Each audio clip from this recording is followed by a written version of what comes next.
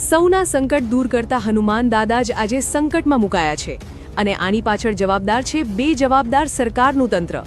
ઘટના છે સુરતના રાંદેર ગોરાટ વિસ્તારની, જ્યાં ચૂંટણી ટાણે જ અહીં વિરોધનો સૂર ઉઠ્યો છે। રાંદેર ગોરાટ રોડ પર ઠેર ઠેર બેનરો લાગ્યા છે, જેમાં નેતાઓને ખુલ્લો પડકાર ફેંકાયો છે કે જો મંદિર બચાવી શકતા હોવ તો જ વોટ માંગવા આવવું।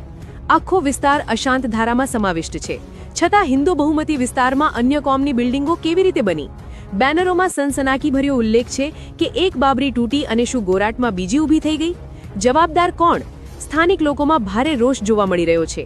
અનેક વખત નેતાઓને રજૂઆત કરી હોવા છતાં હજુ સુધી કોઈ સમસ્યાનો ઉકેલ આવ્યો નથી, એટલે જ હવે જનતાએ મન બનાવી લીધું છે, પહેલા મંદિર બચાવો, પછી જ વોટ મળશે।